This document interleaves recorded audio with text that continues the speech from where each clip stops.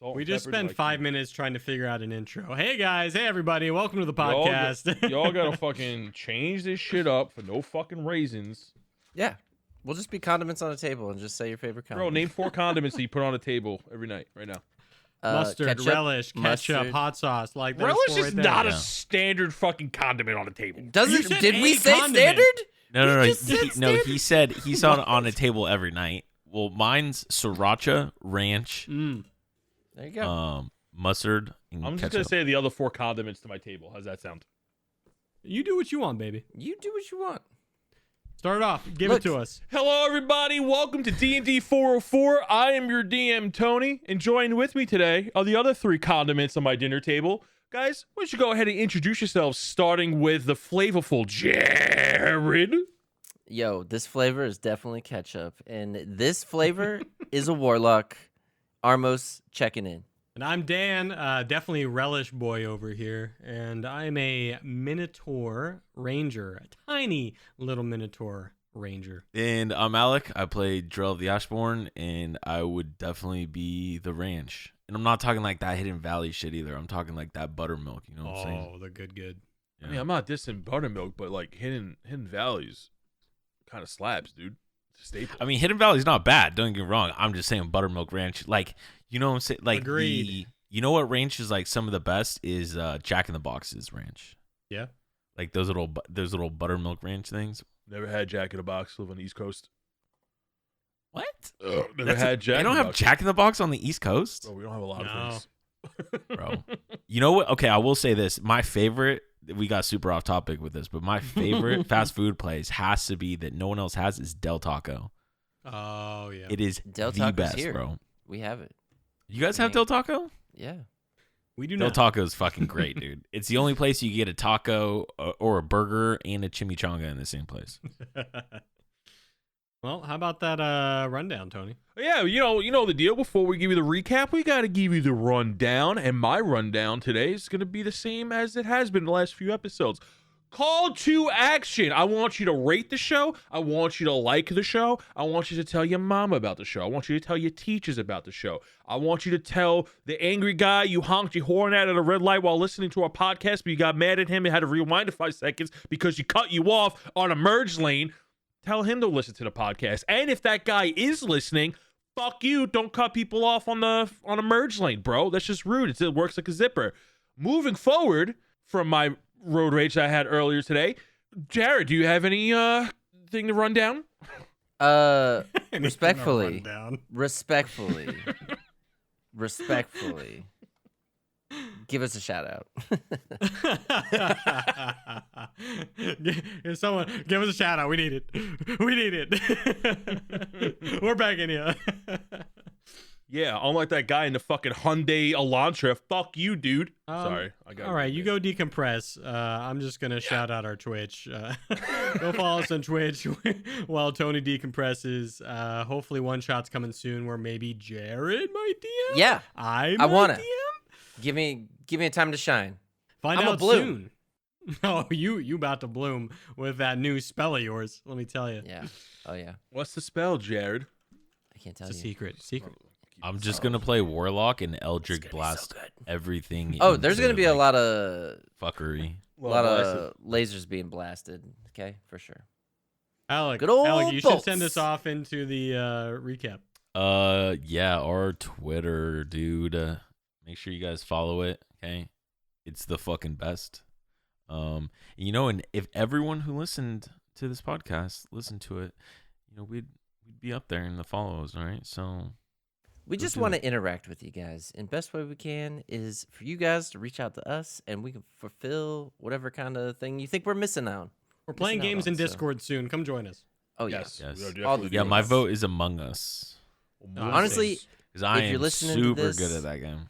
right now, we want to hear from you. Yeah, tweet us at DND Pod 404 what games we should play in the Discord, all right? Let's go with that. And let's move on to the recap. In our last sessions, our heroes returned back to the Thieves' Forge with a prisoner of war, taking back one of the Dark Alleyway gang members, throwing him in the broom closet in the Thieves' Forge, and then going on their merry way. The heroes begin to gear up for a nighttime heist. But not before they meet a mighty monster hunter named Goro the Mighty, who brings in a slain ogre who has been stitched up and smells something foul, perhaps, fuck and that guy. stuffed with mystery. Minus then scouts out the Red Guard guild house in broad daylight, passing off as Thumbus will phrase assistant, getting a lay of the land, giving him advantage on future sneaks in the Red Guard guild house. Later that night, the boys Ocean 11 this shit and break in to the Red Guard guild house, where they sneak into the basement, find a weird cave with a bag of holding filled with blood shards and what seems to be a blood shard that sticks out from the rest in the middle of the rune of protection. And Drell grabs it, walks out of the rune, and then immediately gets attacked by two shadowy creatures, stabbing him in the chest and paralyzing him not only with fear but an effect of the attack. And then we start this session with Armos getting ambushed. Bard, play that intro and let's get on with the show. Good morning, good afternoon, and good evening, and welcome to the world of Humbrea, featuring 3 first-time adventurers and 1 very patient DM. This is DND404. Fellas, starting this session out, Drell was ambushed and is currently paralyzed from the attack. Guys? Drell walked up these stone steps, picked up a bag that was in a rune of protection, opened the bag, and there was a large amount of blood shards. When he opened that bag, it looks like he was looking into like a tiny room filled with shards, given the sense that the bag itself is magical. Once the rune of protection was disabled, these 2 shadowy monstrosities fade from darkness and attack Drell and Armos, who were both on the steps approaching the blood shards. Drell took some damage and is now paralyzed from 2 claw attacks made by the shadow creature, and Armos was about to get ambushed by the other one. Let me give you more of a description on these shadowy creatures. These shadowy creatures are hunched over at about 7 feet tall. Their fingers are very long and sharp. Their nails are just as long as their fingers. They have 2 separate tongues that spindle between each other, flailing out. The tongues itself are about 2 to 3 feet long, just hanging out of this ghoulish face. They are bald. They have very pointy ears. They are not wearing any clothes except a convenient cloth in their no-no space, and they are emanating a shadowy substance from their body, a shadowy aura. They also smell terribly foul. We rolled initiative last session in our after show. The initiatives were Drell got a dirty 20. Hell yeah. Minus on 17. Armos on 15. And then these shadowy beings got 13, along with Hugh and Baldy. Hugh and Baldy were kind of near the entrance of this cave room, and they are completely shocked. Hugh looks terrified, visibly frightened, and he is shaking. Baldy seems a little more experienced and has his composure somewhat in check, but he looks scared by his facial expression. Minus is currently hidden in the doorway when this all went down. The room that you're in is a medium cave-like room with a circle steps made of stone leading up to a platform where this rune was on. We are now going to start the session off with the ambush attack on Armos and then going right into initiatives. Armos, this shadowy being is going to make 2 attacks on you. He's going to bite and then slash you with his claw. The bite misses as this sharp, ethereal, like a misty groan as it goes past your face. The claws then swipe up to try to nag you through the chest. Ooh, getting a 23 hit. Owie. Yeah. He's going to do 10 points of damage as these shadowy claws swipe up against your leather armor and then break through, tearing at your new armor that you just bought. Please make me a Constitution saving throw of a DC 12. I got a 7. When that attack hits you and breaks the skin, you are now paralyzed. You cannot move. You can kind of talk and mumble words. I'll look around with your eyes, but you are paralyzed in place. You are still standing, though. We are now going to go into initiative 20. Drell, blink 5 times if you're in trouble. Blink 6. Minus does not blink at all. So would I be able to second wind or no? Go ahead and describe your second wind to me. I feel like I'm kind of just like trying to take like I can't move, right? So I guess it's kind of like me like taking a deep breath and like trying to like just break through the like being paralyzed, but like it realistically like isn't doing it. Do me a favor. Roll me another Constitution saving throw with DC 12. Okay. That is a 21. You break from the paralyzation. Yeah, so I guess what I'll do instead is I'll like use the kind of like I said, I'll like took like a huge deep breath and tried to like just break through. And I guess I'll say like my second one was kind of me breaking through that. Fuck. Okay, that Oh my. I got fucked on the HP on that one. I only got 5 hit points back. Okay, and then I'm gonna turn around. That was kind of fucking mean, and I'm just gonna swing my fucking sword at the beast like that's directly in front of me. That's a fucking nat 20, dude. Let's fucking go. Good thing you rolled out all those ones before this. Yeah, see, dude, I rolled all the ones out. Okay. Oh, there we go. That's 24 damage. Woo. And then I'm gonna action surge, and that is a 18 to hit. That hits. Cool. And then that is an additional 11 damage. Ooh. Interesting. Really fucked up now. And slice the dude just straight across the chest. And then just kind of just came right back at him and sliced him across the chest the other way. I want to use a maneuver, trip attack. When you hit with this weapon, you can expend 1 superiority die to add to the total damage. And it says it must make a strength saving throw of a DC 15. On failure, you knock the target prone. Okay, so I did an additional 3 damage, a DC of 15. Ooh, that is a nat 1. This thing gets tripped up. You go ahead, you make these X slashes on him, and you come around and you sweep the leg with your sword. When you attack him, you notice that there's no blood coming out as the sword rips through the flesh. It is just more this shadowy essence that bursts out from your sword crosses. While on initiative 20, I need everyone to make me a Constitution saving throw with DC 12, as the foul stench is horrific and smells like the dead ogre that you saw in the last session. It is this horrible, deadly, foul smell filling the Something room. smells like chicken. I got 16. Oh, I got an 11. That's another fucking nat 20. I was destined to survive this fight. Baldy and Hugh crit failed. They are trying to plug their noses and do everything they can so they don't have to bear witness. It is unbearable to them. Everyone who failed is now poisoned. A poisoned creature has disadvantage on attack rolls and ability checks. So yeah, moving down to initiative 17 minutes. Go ahead and re-roll me a Constitution saving throw with DC 12. I missed again. Barely. All right, you're still Barely poisoned. missing it. Yeah. Guys, we gotta get out of here. We just gotta go. Get Armos and let's get out of here. And I'll be like, Sid, they need our they need our help, Sid. And I rub Sid's head. We'll get out of this, Sid. And then I cast Fairy Fire, and these two have to make a DC 13. The one that is knocked prone is now illuminated this bright luminescent green while he's on the floor. He's affected by fairy fire. The one that is standing behind Armos is perfectly healthy and was unaffected as he passed his saving throw. So I'm gonna do is I'm gonna go back the way we came, Okay. check to see if anyone's outside or if they heard us, and then try to launch a sling bullet at the one that's up. Okay, go ahead and make me a perception check as you're actively listening to see if somebody has heard you. That is a 9, I believe. You don't hear anything as the commotion from the battle taking place in the cave room is just too loud. And I would just like to try to launch a sling bullet at the one near Armos.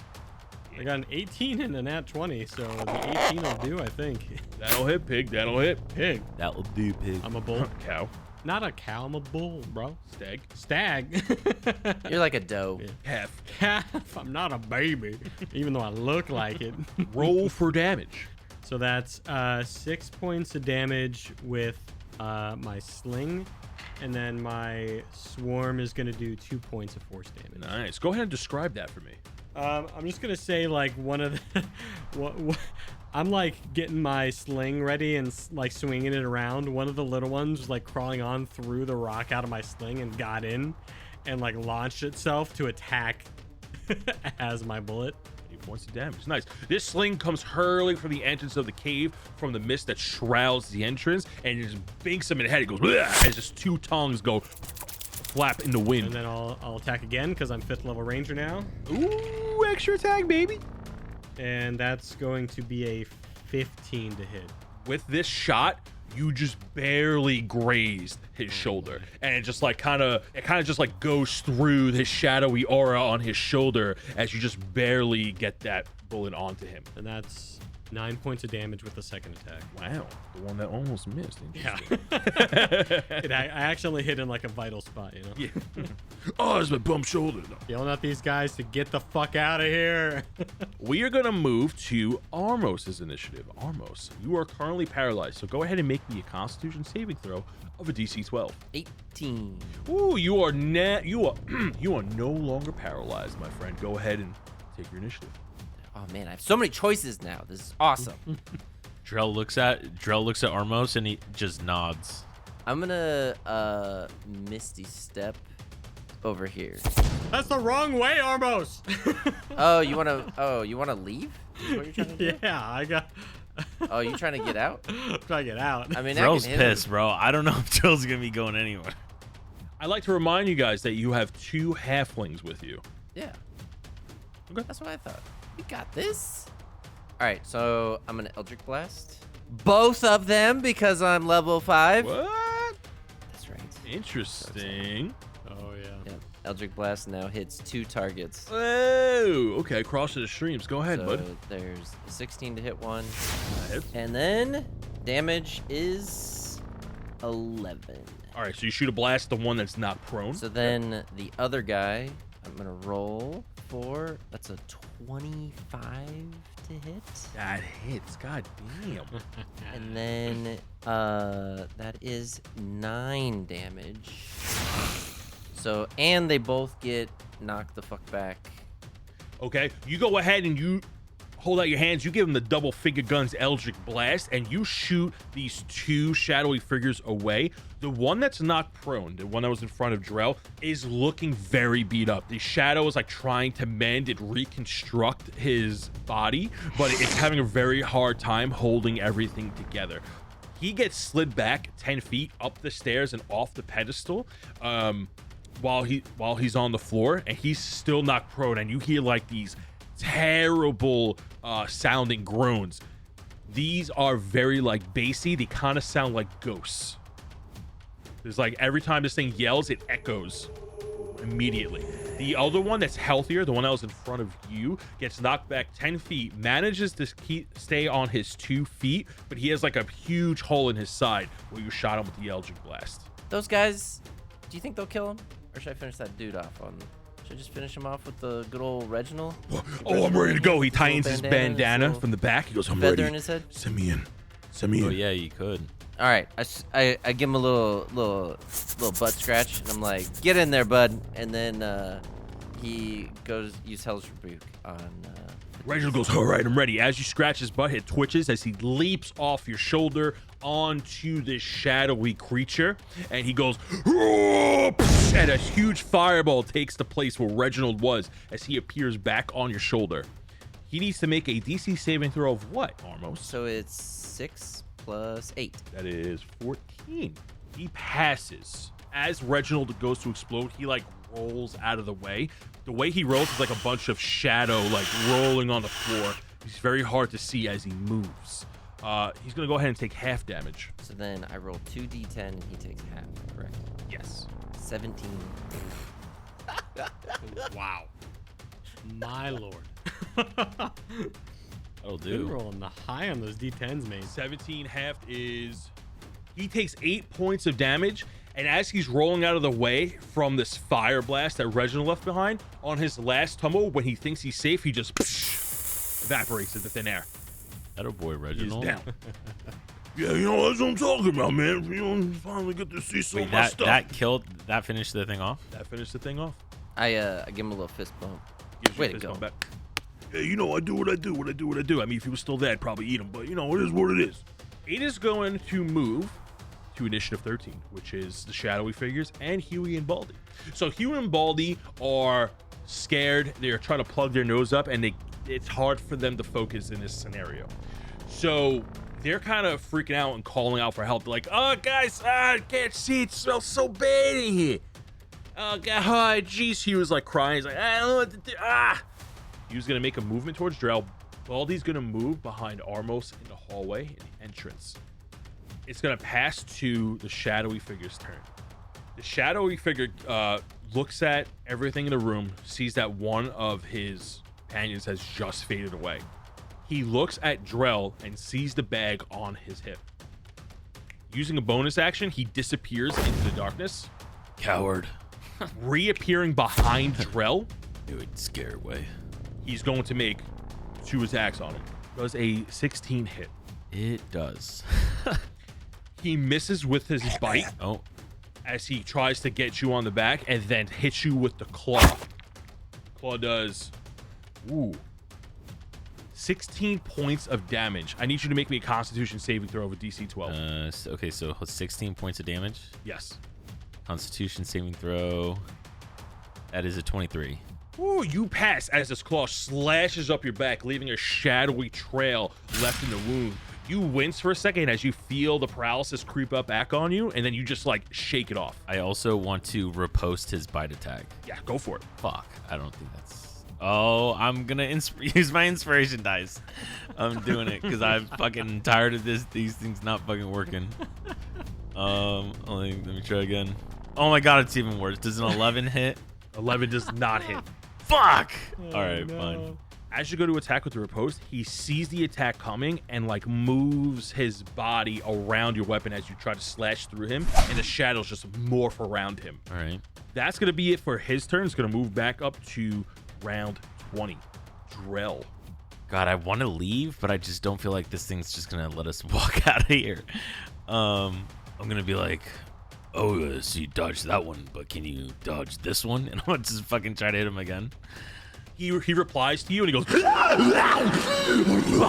Yeah, dude, that's sick, but I don't even know what you just fucking said, so there's that.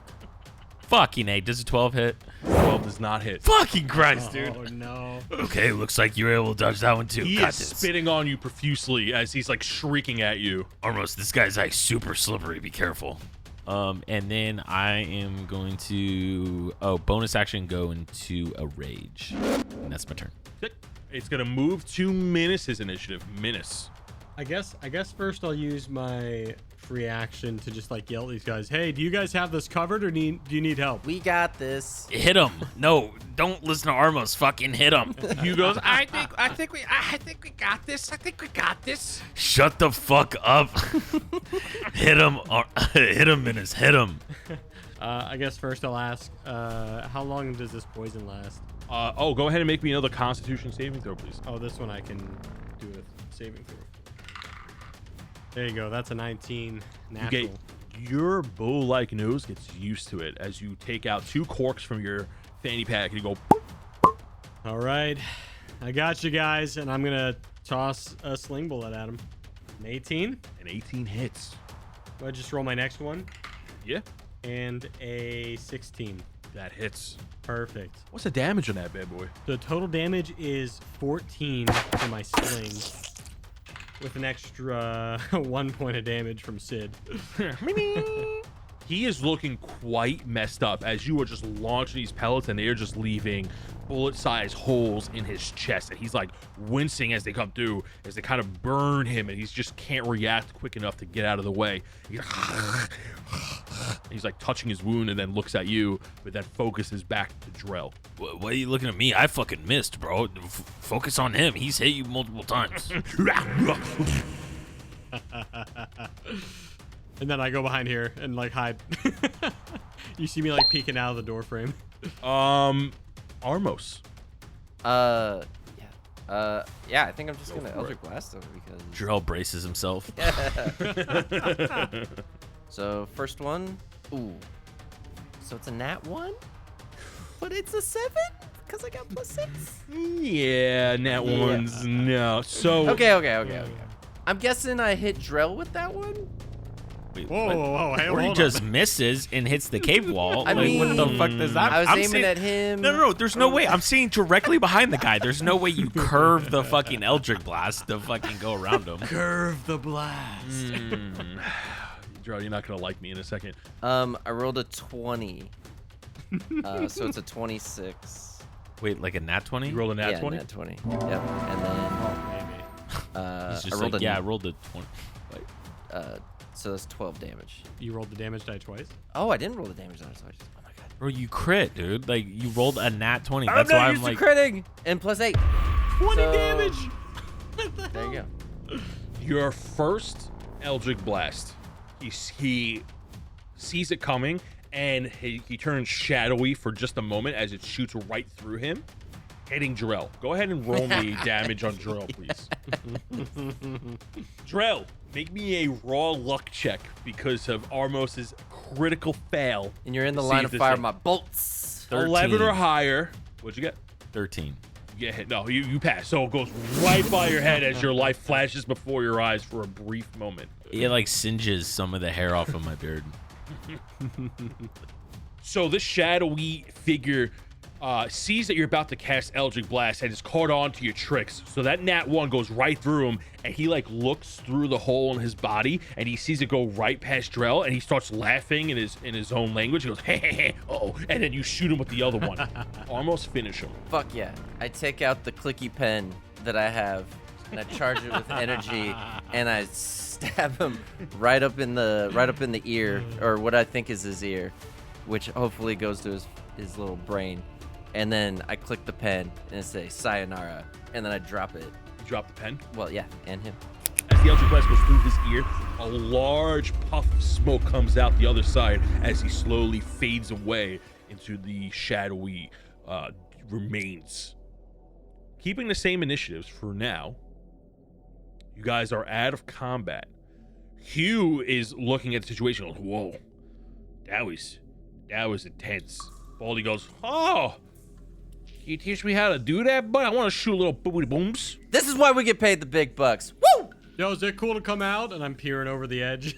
Like, yo, it cool? Oh, it's cool. I'm high-fiving everyone, and I get to Drell. No hard feelings. Drell, it looks hurt. Really fucking hurt. He's like, whatever. As he's like putting out the scorching in his beard from the blast. I'm gonna down a health potion while we can. I'm also gonna take a health potion. You're almost. Oh, Do wait, you want wait, one of wait. my fruit? I'm gonna eat some fruit. I'm gonna eat one of the. I got 2. I'm gonna eat one more. Yeah, there it is. Oh yeah, dude, I'm gonna eat a golden fruit and see what happens. Yo, hey Armos, take one of mine. I have an extra one. Take one of mine. I gave him one of my fruit. Okay. Almost roll a 1d8, and that's how much health you get back. Okay. Woo! 8. Wow. Wow. I'm rolling like a motherfucker today. Seriously, dude. Nice. You get 8 points of health back as you eat this delicious fruit. Pretty good, right? Pretty tasty. It's a mix of a red delicious with like pomegranate dragon fruit fusion with all the juiciness and moisture of a vitamin water. Yeah, I pull one of the golden fruit out of my bag and I go, here goes nothing. And I just bite into it. I look over at Drell in anticipation for something terrible to happen. I'm like kind of hiding behind Armos a little bit. You eat this delicious golden fruit and it tastes like nothing you've ever eaten before. You see colors. Like colors seem so bright to you. Sound feels so loud to you, but in a comfortable demeanor. And you are just in this aroma and ecstasy of eating this delicious fruit. Can you please roll me a D100? Fucking Christ, that's Oh never my fucking God. good, dude. What are you, Fucking wild what? Magic surging? What is happening? There's not even a D100. Oh, It's yeah, a there is. 34. you eat this fruit and you feel this lightning bolt of energy through your mind coursing through your blood and in your veins. You're like, whoa, and you go to snap your fingers for a second and you feel like a little spark comes out, but nothing happens when you try to like do something with your fingers because you don't have magic within you. What was that, Drell? What just happened? I don't know. I've just been trying to eat some of this fruit. As far as you're concerned right now, nothing has happened. What? Why are you snapping your fingers? Why are you itching your face? I don't know. It just feels weird. Like you guys don't see all the colors. Like this was not like this a few minutes ago. Yo, is this your thing with cheese again? Like what's also going on hear here? Menace breathing. Menace, you were breathing really loud. So after you're done eating the fruit, everything goes back to normal. It was like in a moment of ecstasy that you were having. You don't feel like you could like do anything right now, but when you go to like snap your fingers, like a little bit of electricity comes out of your fingers, but like as soon as it sparks, it stops. Hey, Drell, I'll trade you 2 of my fruit for 1 of yours. Okay. Yeah, sure. Can I give him the rest of the one I'm eating? No, that one is done. No. I didn't eat all of it. I only took a bite. Yeah. Assuming okay. the magic's gone regardless. So I will I'll trade Menace one of I'll trade you one. Because you have 4, right? that's fine. So I give Armos and Menace one.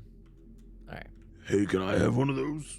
Reginald peers over, is looking at the fruit. He's like, hey, you guys never give me any treats, Drell gets hella defensive. He goes, I don't know, talk to Armos. And he puts it back in his bag. This guy never feeds me, bro. He just gives me hey, I've been rationing this hay for the last couple of days. What? You just got that hay. It's literally back in that Well, next it's gone now. room. We literally had a whole moment where you went and ate hay. Yeah, well, 2 rooms ago. I would like some fruit, sustenance. It's just fiber. I'm pooping bricks. I thought you were like a bloodlusting kind of guy. What's going on here? And I want to look at the bag again. Is this I guess, would I be familiar with the bag? Like is this like a bag of holding or? So yeah, it actually is a bag of holding. So when you look at the bag, it looks like a normal bag. From the outside, you wouldn't be able to tell the difference from this and any other bag. When you open it, you see this mountain of shards, and you feel that when you reach in, you can pull whatever you desired out of it as long as within the bag. So you looked in, and it was just this huge pile of red shards, mountains of it. And then on top of it, what you found last time was a square, flawless gem that looks like the blue one that you have, except this one is deep red. Yeah, that one's in my pocket. While you're peeking into the bag, without you even noticing, I'm on your shoulder looking in the bag too. What do you got in there? You see Baldy and Hugh go over, and they're wide-eyed, and they're looking in the bag. It's like, oh, that's a score.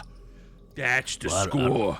I don't know, Baldy. All you and Hugh did was walk away when we were fighting these things. I didn't know we were gonna fight shadowy demons. Well, I mean, you stood behind me, and then you just walked away. Hugh comes over. Over here. Hey, we're a team here, okay? Don't be bullying my friend Baldy, tall guy. Baldy, you did good. You did good, Baldy. There's no Hugh in this team. Although that is clever, Baldy goes, yeah, that is pretty clever. Hugh goes back to Hugh. He goes, I don't really appreciate that, and this is my first time here. Joel starts walking out. Walks right past him as he's going on his rant. Is there anything else we need to be doing here, or can we, skedaddle? Yeah, actually, can I look at the altar? I want to pick up the pen and put it right where the altar was, as just like a sign of, The altar just looks like now, after that you remove the bag, the rune of protection that was originally there is gone. The magic is gone. It has faded away. Now it's just a stone platform with stairs circling it on the way up. There is nothing else of importance at this altar. It seems whatever this room was dug out for was to protect this specific bag that you are now holding. Since I walked through this magical protection spell, Is there a way that I can check to see if I've felt that magic somewhere before or no? Go ahead and roll me a history check. That's a 2. You don't recall any memory or any experience with any type of magic like this. Where you're from, magic is not common at all because Goliaths are a brute race. Any type of magic among Goliaths is strictly forged into the weapons. There's no casters. The last Goliath that you heard of that had any type of magical interest was stories that you heard about Lord Baron. Okay.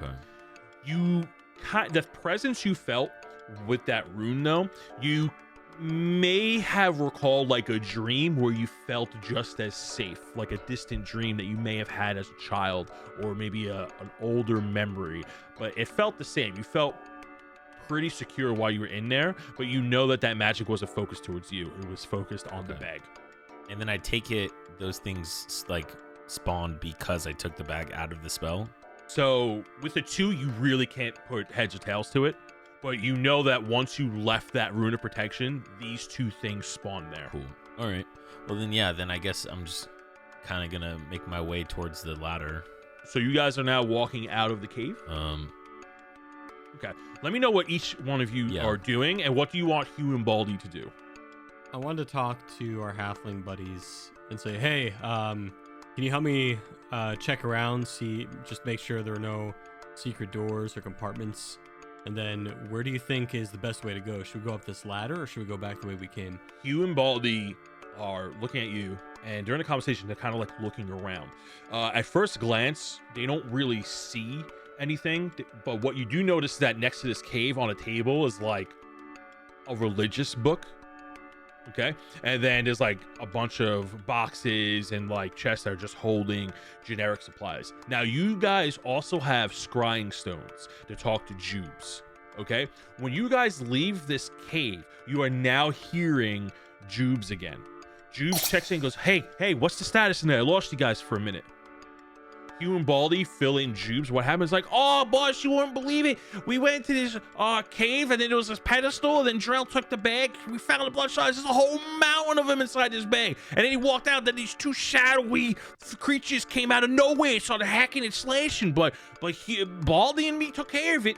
I'm sorry, what? Baldy and me took care of it. He yells a little bit louder. Stone, and I go, that's definitely not what happened. They ran. And then I say, we'll talk to you later. Jubes goes, we have some movement, and we see some guards heading towards the house. Did you guys make any noise? Depends. So she goes, okay, all right, we might need to adjust. All right, everyone, Baldy and Hugh, you guys are there, right? You go, check.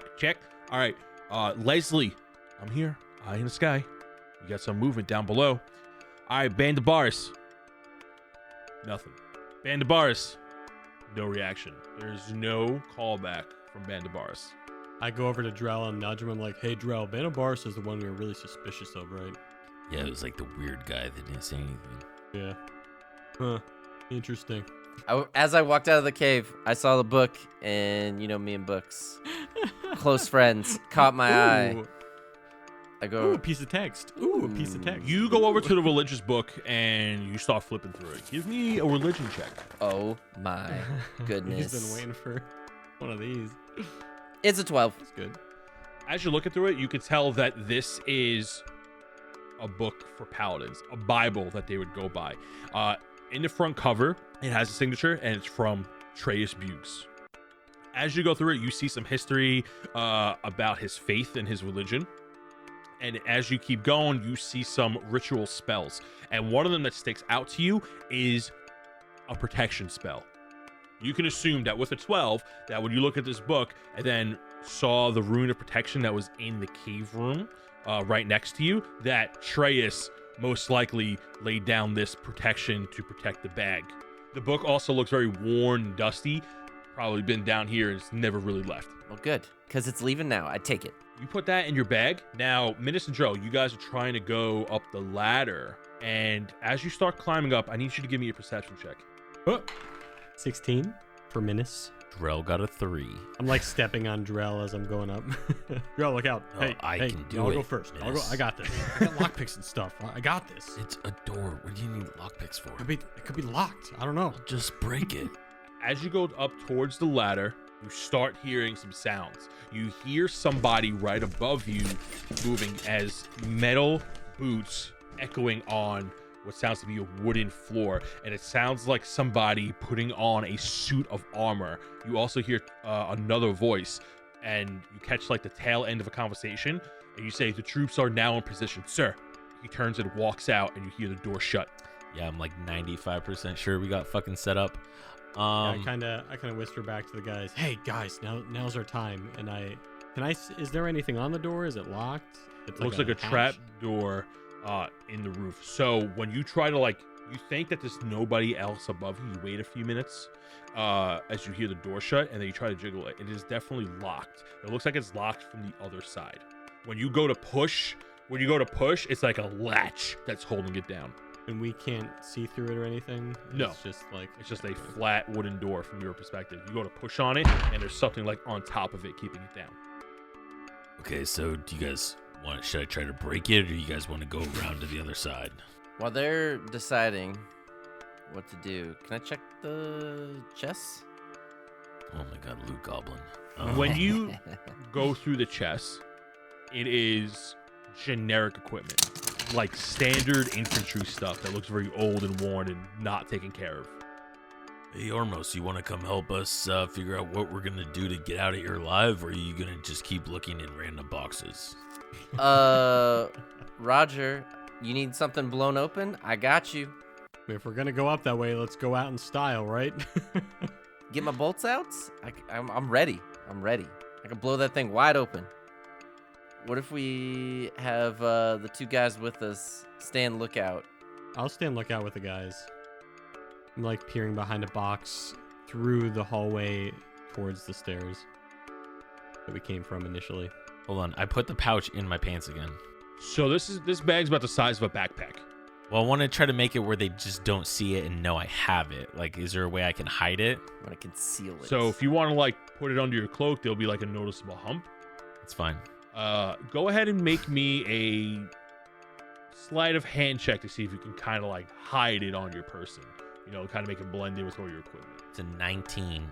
Ooh, you're convinced that plus under all your gear? I was gonna say that's 21 actually. Plus, Damn. Do I get advantage because I'm just peering down a hall now and waiting, or is it just one roll? It's just one roll. And I got an 8. As you peer through one room and try to look into another, it's just very dark. You don't see any type of light from that direction, but you do hear the clanging of some metal. Oh boy. I used my speaking stone. I'm like, guys, we gotta go through the speaking stone. Guys, oh my god. Now. I hope it's a group of people. Oh my god, please be a group of people.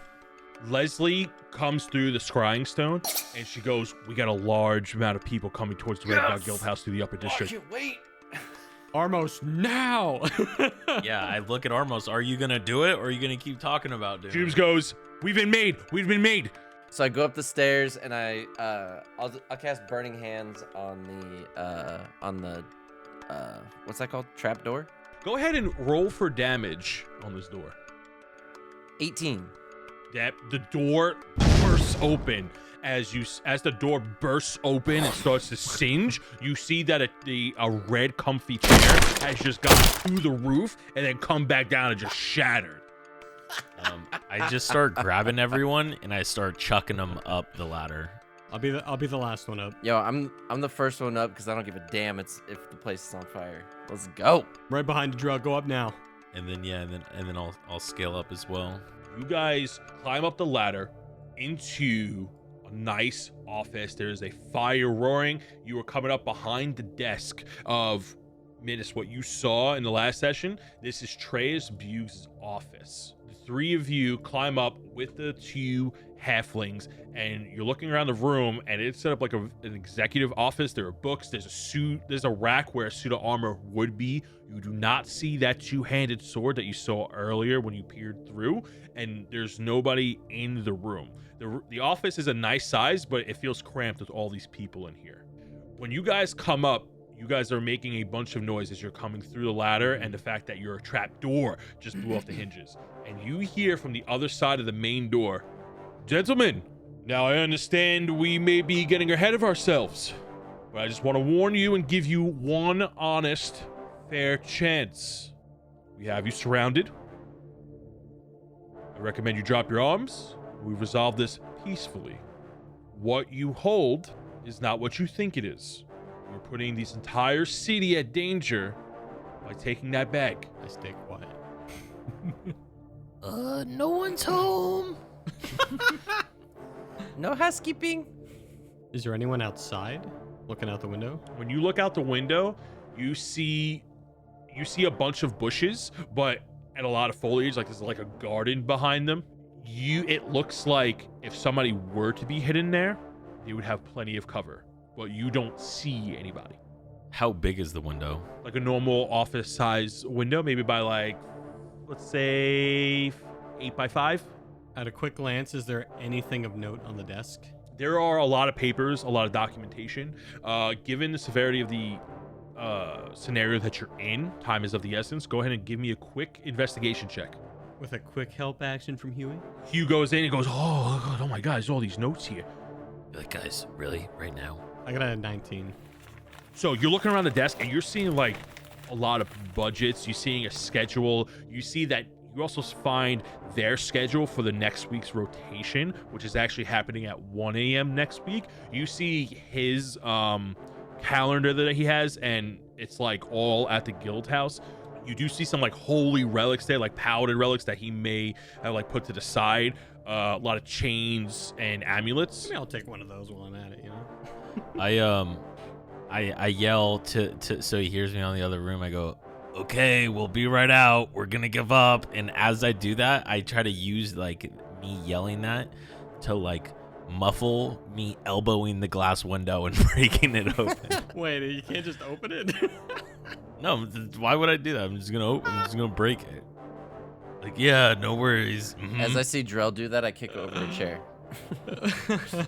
You go ahead and kick over a chair. Drell, you bust the window open with your elbow, and the voice comes back in. He goes, "This is your last warning, or we're taking you down." As you hear a bunch of arrows being knocked from the other side. Oh my God. You go, "Yeah, you and what army?" And then I look at Menace, and Armo's like, "Okay, what are we gonna do?" I start to, I want in the chair that I knocked over, I get the idea. I'm going to take the table and place it in front of the door to give us some cover of the guys that are going to try to maybe bust in here. Yeah, I'm gonna help Armos. I'm pretty much gonna shove the desk all the way up against the door as well. Perfect. So it'll be like the table and the desk. I tell everybody, guys, get out the window now. Get as close to the wall as you can. And as everybody's jumping out the window, I cast web on the door. So it's going to take up, essentially it's going to take up this whole area. So it like fills almost the whole room, but I do it so it just is barely in front of us and webs up the entrance as well as we jump out. You guys jump out the window. Minas goes, "I got this." Puts his hands together to cast web, and the whole room goes web shoot all over the room and cover the door. And as the whole room becomes sticky, it makes a proper blockade for you to get out. You guys start climbing out of the window. Huey and Baldy follow you, shaking some webs off their feet as they were kind of caught in the blast radius. We're going to go back into initiative in just a second as 3 arrows come from your north from the bushes as they fire upon you. Minas, you're going to get an arrow shot at you. Does a 17 hit? I'm going to use my gloves missile snare. Oh my God, he's going to use it. Why don't you go ahead and explain what that does? 'Cause it's been a while. 28 episodes I've been waiting. My God. These gloves seem to almost mend into your hands when you don them. When a ranged weapon attack hits you while you're wearing them, you can use your reaction to reduce the damage by 1d10 plus your dexterity modifier, providing that you have a free hand. If you reduce the damage to 0, you can catch the missile if it is small enough for you to hold in that hand. Wow. On an astounding 1 point of damage, I rolled really low on a D10. You were astounding 1 point of damage. Menace doesn't even look as he's jumping out the window, and Sid catches it. I was gonna say you catch it between your 2 fingers. Real anime. Sid catches the arrow for you. As you use your gloves of mending, you take no damage. 2 more arrows are still gonna come out. One's gonna go ahead and hit Armos, and the other one's gonna aim for Drell. That's an 18 on Drell and a 13 on Armos. You sure it's not the other way around? I have a 13 armor class. So that hits. It does hit on a 13? Yeah, it hits on 13, right? Yeah, yeah. It's on it, unfortunately. So you guys are going to take... Drell's going to take 5 points of damage. And Armos is going to take 3 points of damage. That's it. We are now going to go into initiative. Keeping the same ones from before. We're going to go start at round 20. Drell, what are you doing? I am disengaging. Just gonna run. Hugh, which way? So around you, so on your left side, there's a giant wall the wall that you hopped before. So your grappling hooks will be on the other side of that wall. This wall is about 20 feet high. Yeah. So I'm gonna use my ring of jumping. I will try to clear the wall and then throw the grappling hooks rope to the other side so they can try to use it to climb out. So you go ahead and run up to the wall and you're gonna go ahead and jump. So the thing is, this wall is about 20 feet high. What is your total jump with the ring of jumping? So ring of jumping, while wearing this ring, you can cast the jump spell from bonus action. Triples your jump. So it's a strength modifier. So it's 3 plus 4. So that's 7. So it's 3 times 7. So you can jump 21 feet. Yeah. Woo! Just barely. So I do that. Grazing it. Yeah, I run up to the wall and I use my ring of jumping to scale the wall with 21 feet of jumping, barely clearing it. And then as I do that, I want to grab the grappling hook rope and drop it on the other side for the rest of the team.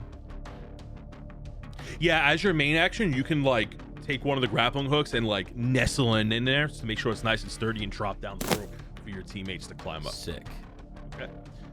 We're gonna move down to initiative 17. Heyo. Menace is quick behind, trying, dashing to get up that rope. From the window to the wall, you're about 15 feet away from the wall, so you can go ahead and start climbing up a little bit. I can't use a dash action and try and do a skill check to get up. Oh, yeah. Go ahead and give me a acrobatics check. That is a 16. Yeah, that passes. 50, so it's 15. Yeah, I would just barely get to the top. Okay. So you still have a couple more feet to go. So on your next turn is when you'll complete that climb.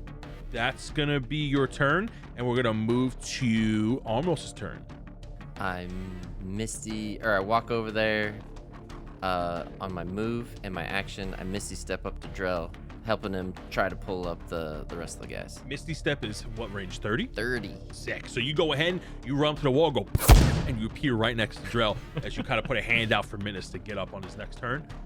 So as you go to Misty step, you're on top of this wall. Reginald's like, what happened? What do we see from up here? You go ahead and look down, and you can kind of see through the tree line. You can count the 3 archers that you saw attacking from the bushes, and you also see one more soldier kind of behind one of the rangers ready to make a move. As you see, as you guys try to go up the rope, he's getting ready to jump out. It's gonna go to Hugh and Baldy's turn. Hugh and Baldy see that you guys are climbing the rope, and they start to make their way towards you, and they start climbing the rope. So they're gonna use their turn to get right up behind you, Minus, as they're climbing. Okay, it's now gonna go to the guard's turn. So you see out from the bushes, one of the rangers goes, "They're climbing the wall! They're climbing the wall! They're running around and around the back!" As they try to yell as loud as they can. The 3 rangers are gonna go ahead and start shooting. The ones that are easiest to hit are the 2 halflings that are climbing the rope behind you. So 3 arrows are gonna go towards them. 2 arrows hit Baldy and 1 hits you. Baldy takes 9 points of damage as 2 arrows go right into his back, and he slides down the rope a little bit as he's trying to hold on for dear life. Hugh gets 9 points of damage as one gets him like really close to the back of his neck, and they are screaming and they're like, ah, and they are in physical audible pain as these arrows getting really close to vital points.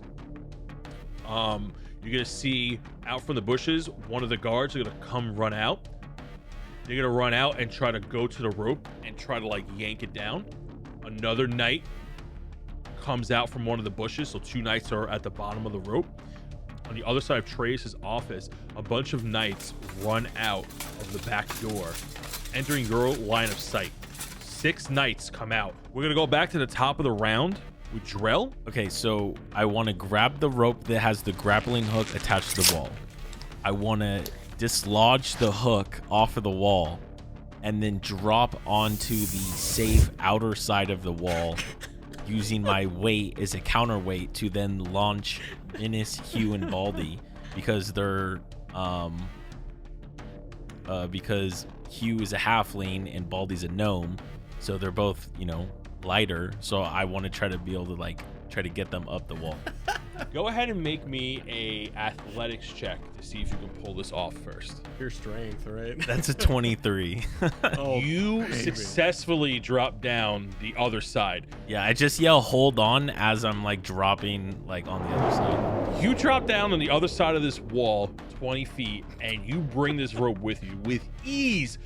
Minus, Hugh, and Baldy are Wait, Joe, what's happening? "Ah!" and they get flung over. I'm watching them in like almost a rainbow flying over.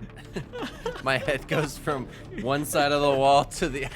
In slow-mo, right? Yeah. I see Minus getting pulled as slobber's just coming out of his mouth because he's hitting Mach 3 going over the wall. So you jump down this wall and you land down. You're going to take 2d6 worth of fall damage. Uh-oh. You take 7 points of damage as you strain yourself. When you go down, you're just kind of like gritting it. Okay, guys, we really got to get out of here. Minus, you're going to take 2d6 as well as you get Heyo. dropped. You take 10 points of damage. Take 10 points of damage. Hugh and Baldy are going to take 2d6 worth of damage. Hugh takes 10 points of damage and is looking pretty hurt from that. And Baldy's going to take 7 points of damage. And with those arrows sticking out of them, on top of that fall damage, they are looking very beat up. They are bleeding from the mouth. Baldy's bleeding from the ear as he face plants on the side. Hugh is looking really bad. When you look back at Baldy, Baldy has a broken leg. Oh, Baldy no. is looking really messed up right now. Hugh is not too far behind, but he didn't break anything. I'm just gonna give him a piggyback ride and just tell Hugh. Wait, which one broke their leg? Baldy. Oh, yeah. Okay, so I'm gonna give my Baldy a leg. piggyback ride and be like, Hugh, get us the fuck out of here. Oh my god. He was like holding his head as he's picking himself up. He's like, oh god, oh jeez. He's like trying to shake it off. Drooms is going, what's going on down there? What happened? Baldy's like, oh, it's not good. I busted my leg. Oh, it's my football leg. Oh, I could be able to play the game this Sunday. Oh. You're currently out of initiative for the moment, except for Armos, who's still on top of the wall. You guys are not in combat for the moment, but we're still gonna go in initiatives. Okay? Now, for the listeners, so what's gonna happen is that they are now in the city of Dillmore in the dead of night. Okay? What the heroes need to do now is to make it back to the Thieves' Forge. Or fight all the guards. It's up to them, really, truly, honestly. If you back guys, to Thieves' Forge. That's my if you want to go back to the Thieves' Forge, you need to make it to this spot on the map.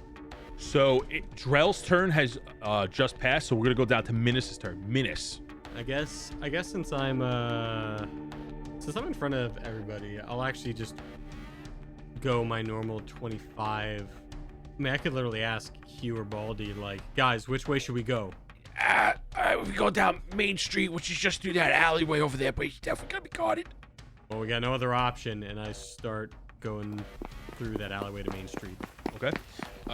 You can make it to the end of that alley on your move. When you get to the other end of that alley, you see 3 guards posted up on the street, kind of looking around. They haven't caught your they haven't seen you just yet. Can I try and do like a sling bullet in the other direction to make some noise? Hopefully draw them away. Yeah, so this would be I want to say a sleight of hand check as you try to create a distraction in another direction. That is a 12.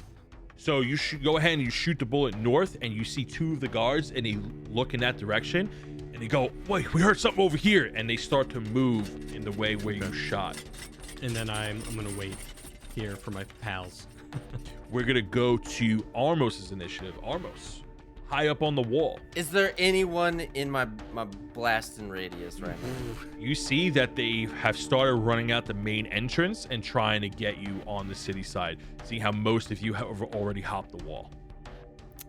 Okay, let me ask this question, and don't look too much into it, okay? Are they within a 20-foot radius sphere from the center of each other? Let's just say, all 15. Are they just herded up in a nice... Drell continues to cough up blood. We gotta get out of here, dude. What are you thinking, Armos? What do you think we gonna get a little sizzling here? No, I'll Misty Step down and we'll start running. You gonna cast Misty Step again? And if I jump down, I'm gonna take... Yeah, I'll just jump down then. Yeah, you're right. I want to blast things, but okay, I'll just jump down then. You jump down? Sure, you're gonna take 2d6 worth of falling damage as you fall 20 feet. You take 10, you take 9 points of damage as you fall. I like that you rolled it instead, because that's a lower number. So is that a full move action, me jumping down, or can I actually move? You can move about. You can move to the beginning of the alleyway where Minus was running, yeah. but yeah, it's a good amount. Try to catch up with Menace. It's now gonna go to Hugh and Baldy's turn. Baldy can't move. He's incapacitated. He's on Drell's shoulders, and he is breathing pretty heavy, as he's just bleeding all over Drell. Hugh makes it into the alleyway, and he goes past Armos. He goes, all right, hold on. Gotta keep up. And he goes to meet Minus, and he sees the other guard there. He goes, okay, we gotta pass him. So here's what we're gonna do now with Baldy and Hugh. Mainly Hugh, because Baldy's incapacitated. On your turn, any one of you can use your free action to give them a command to do on their turn. If you wanted to attack, sneak, wait, whatever. So Hugh is at the end of the alleyway with Minus, and he's gonna wait as he snuck up. And that's gonna be his turn. The guards are also now moving around as the guards start to march out of the guild house and go into the city to try to cut you off. Okay, and it's now going to go to the top of the initiative, Drell on initiative 20. Okay, so I want to grab my speaking stone, and I want to tell Leslie to fly above and try to see if she could lead us the path with the least amount of guards and stuff. What you're going to want to do is cut through the eastern alleys and make your way around. It's going to take a little bit longer, but it's the safest route.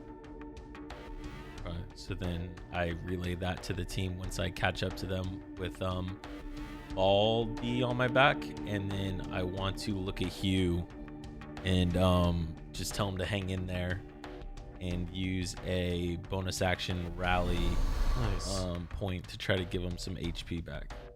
At 6 HP back to you. And then as my action, eat one of those fruits again. Okay, go ahead and heal yourself for 1d8. You're speaking very low. You gotta pick up the energy a little bit.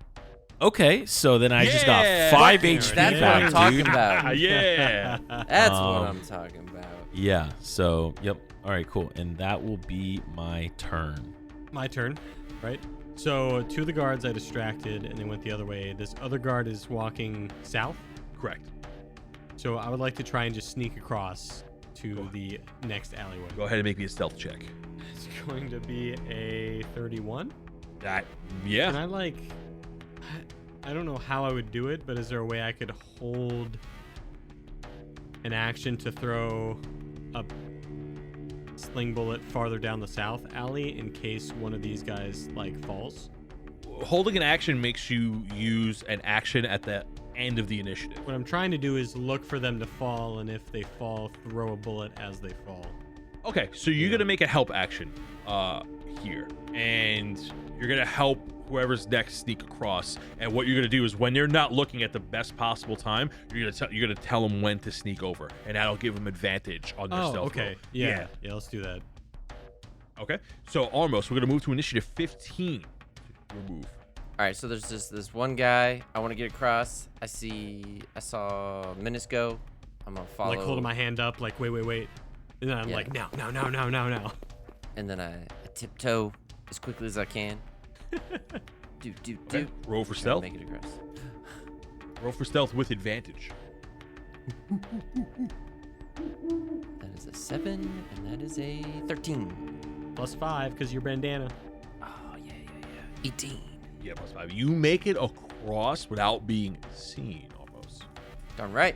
Help action was clutch. It's gonna go to Hugh and Baldy's turn. Baldy's crying on Drell as he's in pain. Hugh, what did you guys want Hugh to do? Just sneak across, I guess, as well, right? Since we're all doing it. Yeah, he's gonna go ahead and roll for stealth. Oh my god. Rolled a 2 and a 4. He runs out into the middle of the street and he's a nervous wreck, and he's very hurt. He's like losing his footing as he's trying to go, and he just misses the timing from Armos's help action when he tell him to aim. He went on the wrong beat. The guard turns around and sees him.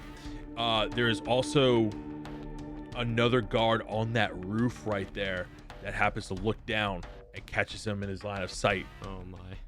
And alerts the guards, and the guard looks like it's reaching for something. Unfortunately, the guards go on the same initiative. The guard that's up top looks more like a scout, has a bow in her hand, and she goes to reach for a bell and starts ringing it. Bing, bing, bing, bing, bing, bing, bing, bing, bing. The knight that's in the street is gonna run over and make an attack action on. Before he goes, could I tell him to like look out? Because he didn't use his action, he was just sneaking. So he could take a dodge action, right? Yeah, so you go ahead, as the knight goes over to take a swing at him as he gets caught up in the middle of the street, the knight goes over to go to swing. You yell, "Look out!" And he turns and sees that the sword is coming down on him. He's gonna roll with disadvantage. 3. He goes and he ducks under at the last second. The sword just goes over Hugh's head. You hear some footsteps in the distance of other guards closing in as they heard the sound of the bell, but none come into view just yet. It's gonna go back to initiative 20. I feel like as I run, okay, so like actually, can I do this? Can I run as I'm running past as I'm running past Hugh with Baldy on my back? Can I try to like throw my elbow into the or my shoulder into the guard after he like missed and like try to knock him over? Absolutely. Go ahead and roll a hit. So that will be your action. So you're gonna take a normal move action here. Yep. Okay. Yeah, that's fine. Yeah. So you can go ahead and make it across the street as you go and shoulder check this guy. Go ahead and make me an athletics check to see if. Oh, no. Give me roll a hit, and then we're gonna do a competing strength check. Well, I don't know if I just rolled the right thing, but I got a 13. Okay, that hits. Oh yeah, so you'd be rolling against his armor class here. So you go ahead and you body check him. Now make me a strength check to see if he gets knocked down. He's gonna compete with you. Okay, so that's 5 damage. It's a 17. He gets laid out. Excuse me, coming through. And I just like knock him over. You go ahead and lay him out as you run across the street. He is now knocked prone onto the floor.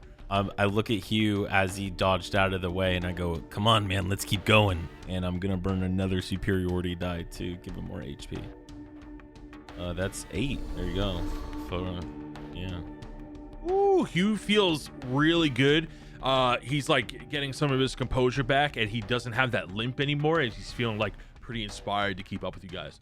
So you guys are now all in the alleyway. It's gonna go to Minus's turn. I'm gonna cast Entangle on the archer on the roof. before I start heading out. So within a 20-foot square. So I guess just the whole roof kind of deal. So in a 20-foot square, starting from the point within range, for the duration, plants grow around the area in difficult terrain. A creature in the area must succeed a strength saving throw or be restrained by the tangled plants until the spell ends. A creature restrained by the plants can use its action to make a strength check against the spell save DC. On success, it frees itself. So what am I rolling for? What am I rolling against? Against DC 13. Strength check. Strength check. Yeah. It fails as it gets tangled up in these thorns and foliage. And onwards we go. move. You're able to squeeze in between these two houses as a bit of a tight fit. You got about like 5 feet of room to move on either side, and you can squeeze through that alleyway. It's gonna go to Armos's initiative. Armos. Oh, I've been waiting.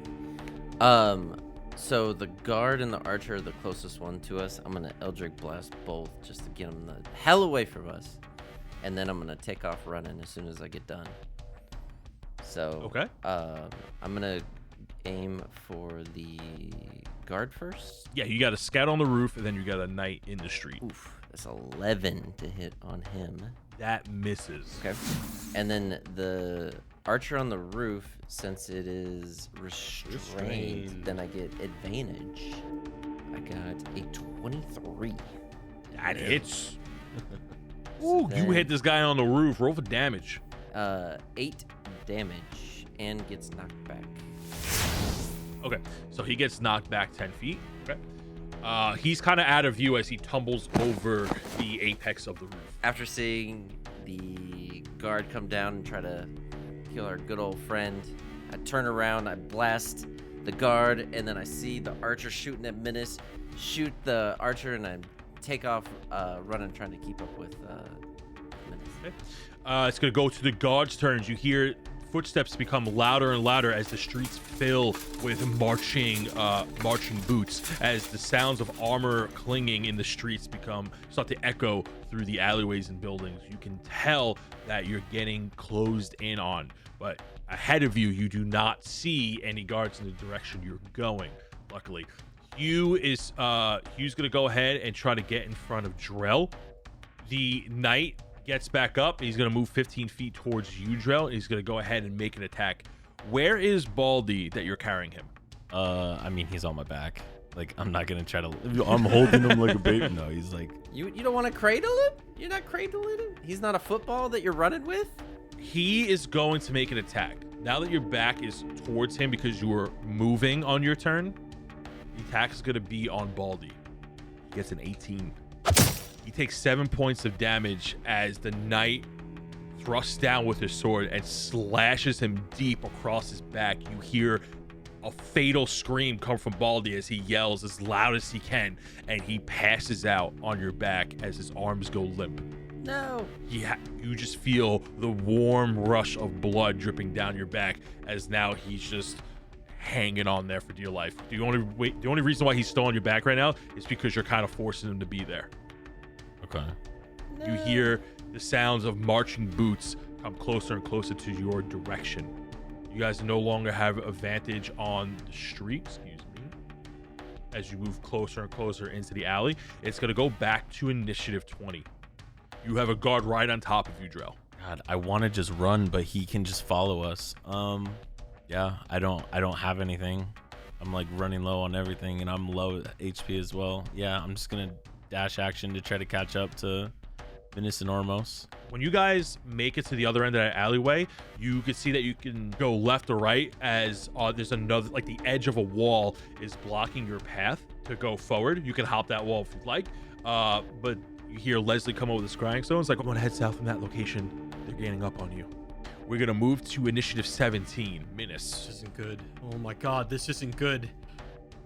All right, you two keep on going. I'll hold this guard off, and I'm going to. Yeah, all I can do is I think cast another entangle, just cause rough terrain behind us. So I'm gonna like, all right, let's get going, guys, and we just gotta go. Where are you casting Entangle? In 20 feet through the alleyway, I cast Entangle to cause rough terrain, and they have to make, again, a DC 13 strength saving throw or be restrained. Okay. Let's do it. Ooh, 10. The guard is stuck. The alleyway fills with branches and thorns and creates this rough terrain as this whole alleyway becomes forested over. And then I'm just gonna go forward as far as I can and see if I can get eyes on any guards in front of us. As you move down the alleyway, you do not see any guards from your location. Go ahead and make me a perception check. It's a 15. You notice that there is a guard on the roof to your right, a scout, and he has a bow and arrow ready to go. We're going to move to Armos's initiative. Armos? I start to cast my hands, and this almost total blackness starts to appear as I, coming from my fingertips, and as it surrounds me and anyone within a 15-foot radius of me, and it is completely pitch black. What are you casting? I've cast darkness, and within it's magical darkness. It lasts for 10 minutes, and I've casted it on myself. As the smoke finally fills up, and there's this 15-foot sphere around, all that you can see. You can't see anything within, but Drell being within the sphere, the only thing he can see is the redness of my eyes because I have dark vision. Demon sight. Demon sight. Reginald goes, Oh, I kind of feel at home in here. Yeah, this is what I'm talking about. Oh, I really feel like I got snooze in here. Let's go! and he gets amped up as he is shrouded in this darkness with you, and he feels comfortable, and you feel him like his fur starts to expand out as he feels like he's in his element. Dude, that is awesome. And now this darkness follows you, right? Yes, it does for 10 minutes. Yeah. Perfect. Okay. Holy shit. And you took demon sight. That's insane. Yeah. Wait, that was what you Oh. took? Yeah. Oh my god. So what does demon Deadly sight do? combo. It makes you see I in can darkness? see in Magical darkness. magical darkness. Yeah. Oh my god. That's awesome. It's gonna move to the guards and the halfling's turn. Halfling the gnome. We'll go ahead and roll a death save. Do you guys want to know what I roll for Baldy's death save? Yes. I think so, yeah. It makes it so I know what to do. He rolled a 1. Fucking Jesus Christ. fucking Christ. He starts to bleed more and more on your back, Drell. And holding him, you truly feel his presence as he's slipping from you, and it's getting progressively worse as he's even having some of these death croaks as he's like coughing up blood onto the back of your neck. It's gonna go to Hugh's turn. Hugh sees Baldy going down, and he's trying to find something in his bag to kind of help while keeping up. He sees this darkness, and he's not quite sure what to do. Guys, what do you As want? he Hugh runs to by me, I'm gonna ask him if he has a healing potion on him. Let's see if he does. Pure luck check. He does not have a healing potion on him. I rolled a 2 for that. So he is running to full distance. He goes, do I go in this darkness? Yes, keep running. Oh, he goes into the darkness, goes right in. Reginald's like kind of scared. He's like, Hey, bud, how's it going? You feel good here? and he's like breathing heavy. Armos, Reginald is like breathing heavy on you. He's like, you can tell right now that Reginald is feeling a lot more feral than he normally does. His eyes are matching yours. They are bright red. You can see it through the darkness just as yours do. Oh, buddy, we're twinning. Oh, we're twinning hard, bud. We're twinning hard. And you feel like the fuzz on your shoulder is just puffing out. Cool. So you guys are now walking down. The guards are trying to look for you. You're still hearing a lot of these footsteps. In the distance, you go, where do all these roots come from? As you can determine that a lot of them have just saw your snares. Yep. And you hear a bunch of like people trying to get through the brush. And Is they're that guard swinging. like screaming to help them get out? He's like, oh, I'm stuck here. I'm stuck. Help me. Oh, God. Oh, God's pricking my skin. Oh, my God. As he tries to get out. It's going to go back to Drell's turn. Drell, what are you doing? All right. Well, I didn't want to have to do this, but I am going to pop a potion of greater healing and pour it into Baldy's mouth. That's 14 points of damage. Go back to Baldy. I'm just going to say, welcome back, bud. And I'm going to burn my last superiority die to give him more HP. And that's 8 more points of HP. Kind of pat him on the back as I throw him back over my shoulder, give him the 8 points of rally health, and then I'll just do like my 30 feet of movement, try to catch back up to the group in the circle. So, but he's like, oh, thank you so much. Yeah. It's coming out of your cut. All right. So, Menace, we're gonna move to your initiative. What are you doing? oh, that was an awesome drill. All right. So I know this guard is above us, so I'm gonna try and like guide everybody and sneak like under the house on the side of the wall. So I leave the darkness and sneak forward along the wall, trying to find like a good path under the roof so the guard above can't see me. Should I make a stealth check first? Yeah, go ahead and make a stealth check. I got the same thing, 24. Nice. And I would like to know if there are, I know it's nighttime, but are there like birds, animals that kind of go through the streets? You don't see any birds, but you give me a perception check. That's an 18. You notice that there's mice pretty commonly around. Mice. All right, then I'm going to use my action to cast Speak with Animals. Oh, Jesus. Oh, my lord. Oh, my lord. Okay. Ask for its name. I rub Sid's head and I'm like, Sid, we really need some help right now. He points to one of the mice over there. Mhm.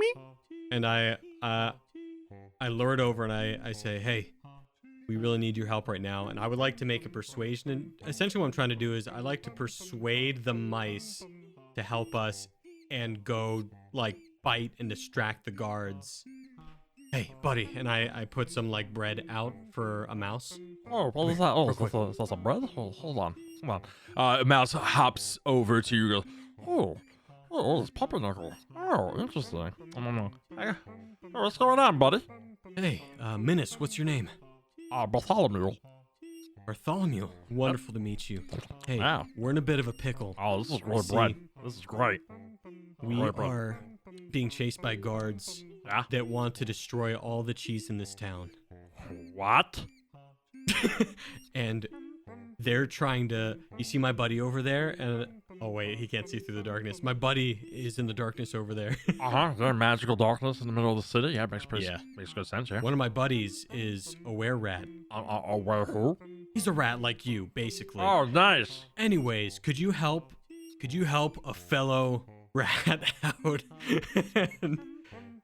Do you have some friends? We need to stop these guards that's who are fine. trying to take the cheese from this town. Where are you trying to go?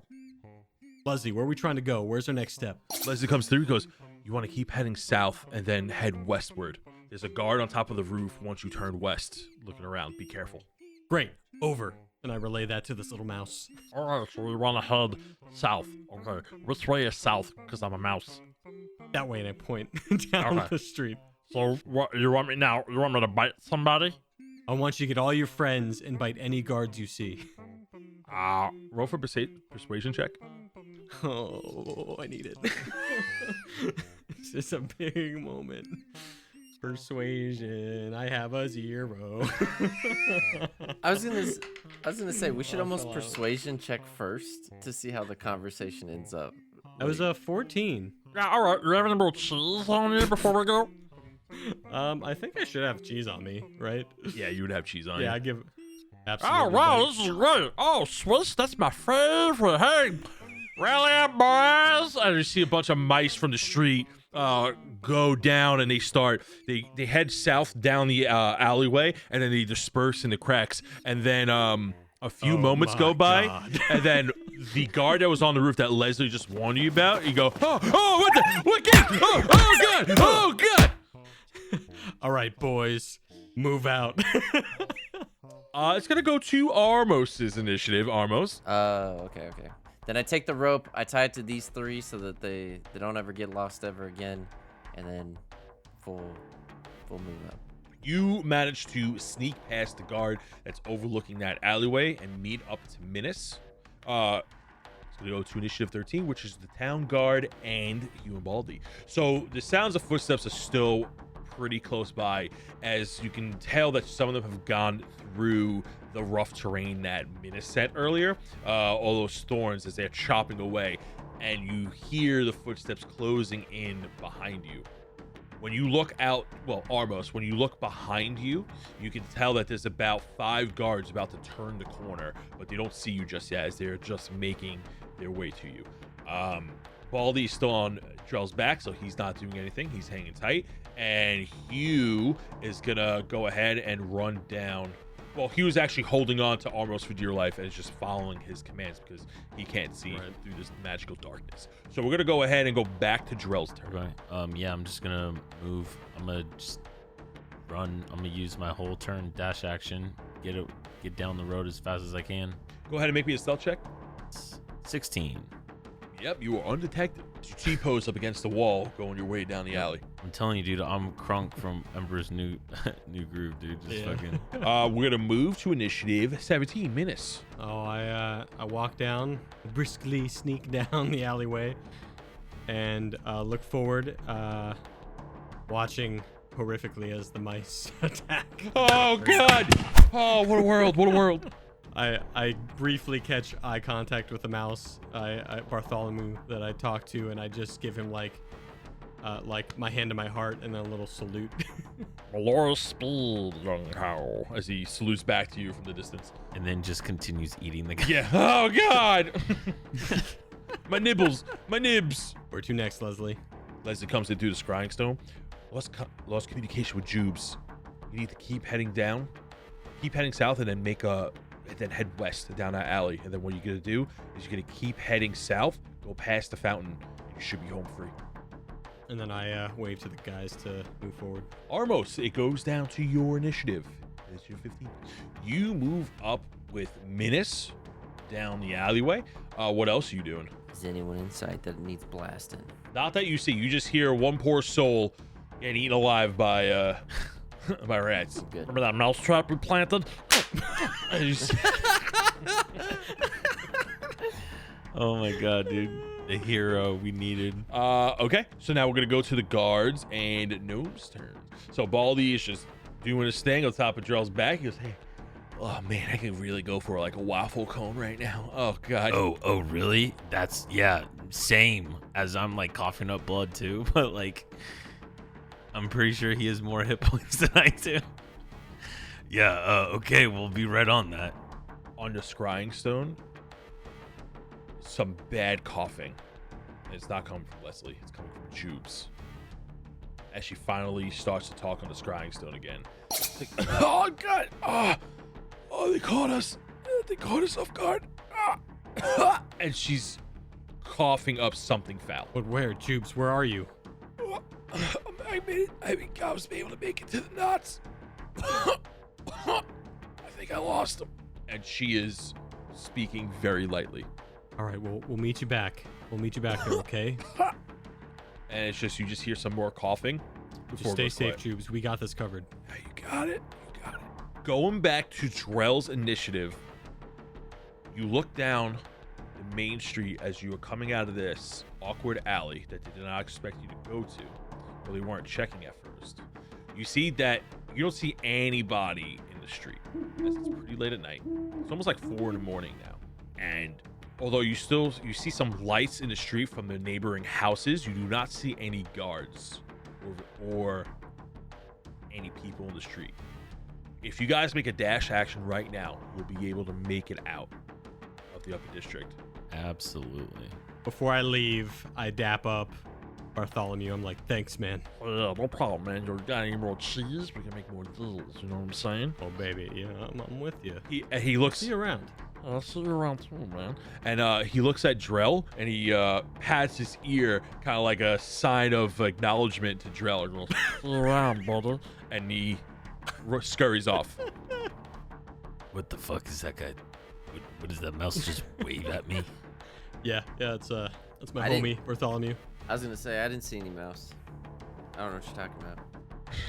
You guys make a mad dash out of the upper district and make it to the Red Spring. You guys safely maneuver through the alleyways and make it back to the Thieves' Forge. You open the door to the Thieves' Forge, certain that no one is around looking at you. The Thieves' Forge is in great disarray. Tables are spread out. The tavern floor they're like making room. In the center of the room, there is one table with jubes on it. There is a lot of people surrounding her. You see Burnsfield, the barkeep of the Thieves' Forge, who's serving you guys drinks, has a bloodied apron on, as it looks like he was trying to administer some type of first aid to Jubes. Everyone is looking down solemnly, as it looks like they were unsuccessful in their attempts. Hugh and Baldy see this and they become very sad. Baldy starts to cry a little bit. Hugh is trying his best to hold back his tears. You guys are all beaten up. You are not in the best condition. What are you guys doing right now? I mean, I think Menace just goes up to see how she's doing. She's dead, so. I know, but he you know what I mean. Did you just Thanks, hear what Drell, Tony yeah. said, bro? She's fucking dead. Pain is respect. Drell solemnly realizes that his cut is gonna be just a little bit bigger. No, just kidding. I searched the body. Yeah. Oh no. my god. I'm just So- Can I? Yeah. Yeah. I guess I'm gonna walk in and kind of just like, feel the room and I guess pay Drell respects. said it better. Drell said it a lot better. That's what I wanted to do. Yeah, so you guys catch your breath as you were making sprints through the city, and you finally make it back to some sort of safety as you're being chased by countless guards. You guys catch your breath. Drell sets down Baldy kind of near Jubes, and Hugh and Baldy are just kind of leaning over. You see Leslie on the other side of the table, and she's starting to tear up, and her eyes are like actually closed for the first time, and she's even sobbing. Burnsfield is really down as he's just looking down at the body, wishing that he could do more. There is a lot of people in this tavern right now. Various rogues that you've met in passing when you guys first came here. There is no sound from anybody as they're just weeping and mourning in the moment. What are you guys trying to do right now after you pay your respects? Do I see Bando Burris? You do not see Bandabaris. Bandabaris is missing. I'd like to walk up to Burnsfield and ask, Burnsfield, what happened? What do you mean what happened? What did you guys do over there? What was the plan? What happened? And he's getting angry at you. He seems very frustrated and he's trying to vent in some way. You haven't seen this much emotion from him before, as very calm demeanor. He seems angry and upset. And you can instantly tell this is a very close friend of his. Hey, Burnsfield, we have the same questions, okay? He's like, what happened out there? And he grabs your collar. Everything was going fine. Everything was fine. And then we lost contact with Bandabaris, and that's when it all went south. I don't know what happened after that. All of a sudden we were surrounded. He grips your collar tighter as tears start to well up in his eyes and roll down his cheeks, and he's gritting his teeth hard, just starting to grind against each other. He lets go of you and he starts adjusting your collar that he grabbed. He's like patting it down. He's I'm sorry. I step in. I'm like, we're on the same side here. What? We just saved these two, and I point to Baldy and Hugh kind of give like a mournful weakened finger guns. we just went through hell, and then we come back to see this. We need some answers. What the hell happened in here? Make me a perception check on Jubes. Modified 20. 15. You see that she's very wounded. Multiple lacerations across the body. Her armor is tattered up. It looks like she got jumped. And the fact that she was even able to make it out is somewhat of a miracle on its own. You can tell that the multiple wounds, stabs to her belly and in the back, that she took on multiple opponents. And she most likely died from blood loss when she got here. Everyone is kind of sitting at their table. You see some people taking a drink, and you can tell that the mood is just very sad, as Jubes was not only someone well respected in this tavern and revered, but now absurdly obvious that they were something more. She was a great friend to them. And you see some of them start talking among themselves, and they're like, oh, it's like, I can't believe this happened to her of all people. And some people getting mad, some people throwing glasses. Everyone make me a perception check one more time. Minas, you get advantage. It's 15. 17. Also 17. Minas and Armos. Armos, you look back at Reginald for a moment, and you notice that his eyes are still red. Drell, with a 15, you look down at your bag full of blood shards that you hidden, and you hear the sounds of crackling energy coming from within it. Sounds of shards shifting and moving from inside the bag.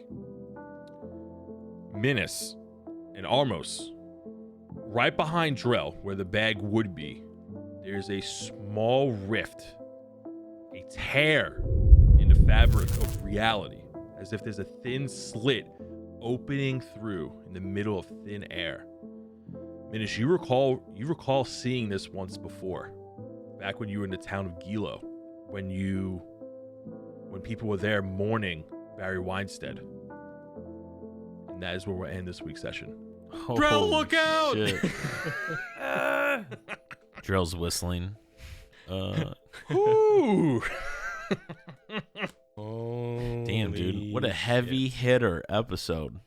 Had a little bit of everything. Drama, running, combat. We had a heist, a chase, a morning action. Yeah, dude. That's what I'm saying. Hit all the. This I is did a big not one. think Baldy was making it out. I gotta be I honest. didn't think Waldy was going to make it out either. I was like, oh, shit. And I'm not going to lie. So I'll tell you what, Drell, for sacrificing a greater health pot and doing everything you can, making sure that this sweet little gnome with a broken leg lived, I'm going to give you an inspiration die, bud. Hey. Oh, dude. Fuck yeah. I'm actually going to give... I'm going to give you an inspiration die for that. I'm going to give an inspiration die to Minas for using a tangled and web so strategically. That was awesome. Yeah, that was really You good. gave me... Wait. Not for my mouse idea? I mean, I expected that from you. Okay, fair. So here's Yeah, why if I'm you giving you an didn't do it, inspiration he's gonna die. be You disappointed. gave me such a hard time to give you guys a hard time. Such a hard time. And that's a good thing. And I'm like, fuck, they were like really pinning these guys down. There was also about 25 guards or so chasing you guys. Right. It was a bad situation. I'm gonna talk more about this on the Yeah, after we're show, gonna actually. say- I'm gonna save it. Lastly, I'm going to give an inspiration die to Armos because that darkness spell with the demon sight combo, and then giving Reginald that awesome, cool moment to just kind of like bond over, that real bonding moment right there. That's why you're going to get inspiration die. I'm proud of you guys. You guys are using a lot of mechanics. It was a lot of stuff that went on, but I'm genuinely proud of you guys did everything else except just hitting stuff. You guys actually thought things through. You used brains over brawn in this scenario. I wanted to use brawn. Oh, I know you did. No, every time it was a point, it was our Oh. turn, Jared's like, all right, who's around that I could just blast? And I'm like, no, just keep fucking running, dude. Keep I running. wanted to so bad. Oh, yeah. Oh man, thanks for listening, everybody. Yeah. That was a trip. Yeah, that was that a episode. dope fucking episode. This episode is Holy definitely shit. a crux and a turning point in the campaign and a huge build-up moment. Oh, man, the Clearly. next one is gonna be... Ooh, I can't fucking wait. I can't wait. But we will talk more about it on the after show. Guys, do you have anything you want to plug before we send these beautiful listeners right to Humbrea's Heroes? The Twitter. Yeah. DND404. Make sure you guys check it out. It's dope. And Link down below. And yeah, we're gonna be. Come hop in the Discord too. We want to hear you guys talk about these episodes with us. Yes. We love hearing the feedback. It's been awesome. I I also want want to give a shout out to Warlocks at level 5. Amazing. I want to give a shout out to the abundance of new people joining the podcast. Listen, I'm a little bit of an analytics sleuth, and I'm constantly looking at it to see what episodes people tend to like more, what people are drawn to, and we have seen so many of you tuning in and constantly listen to all these episodes, and I gotta say, it's heartwarming to me. It's heartwarming to us. We can't appreciate it enough.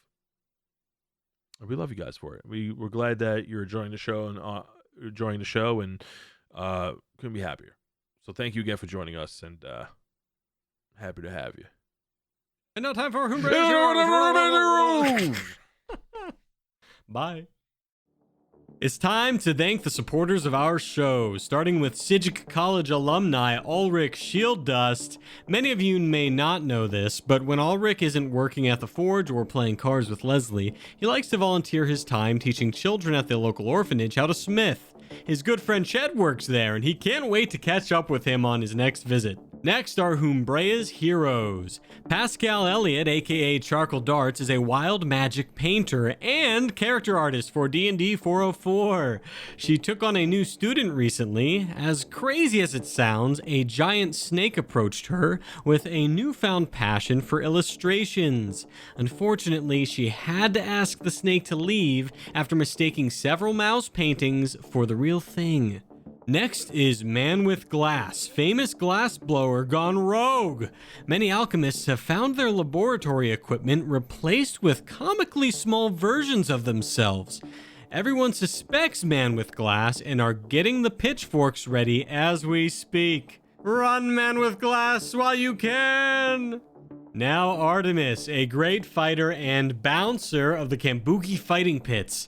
Artemis is used to getting rough, but nothing could prepare them for their recent predicament. A man by the name of Jake from Land Garden bored Artemis nearly to death with what could only be false tales of a Goliath, tiny minotaur, and a tiefling dropping him into a magical well after roughing up some jackal wares. Have you heard of Joshua Weaver, famous bag weaver of Humbrea? I heard Josh wove a bag so huge and so beautiful that Lord Baron himself requested an audience to congratulate him. That, or he was imprisoned for using up all the wool north of the border to make that bag. I can't remember. On to Alex Judge Dredd. They are a legendary wizard with an appetite for justice and a bit of a temper. When questioned about their recent vigilante excursion, Alex told the guard, "That horse rider was going 8 miles per hour in the carriage pool lane. They deserved no less than the cone of cold I gave them." Ooh, yikes. Anyways, thank you again for all the love and support from our patrons. If you would like to hear your name here, you can subscribe to us on patreon.com/DND404. Tier 3 and up will be featured in this segment every month. But have a good week, and we will see you next Tuesday. Bye.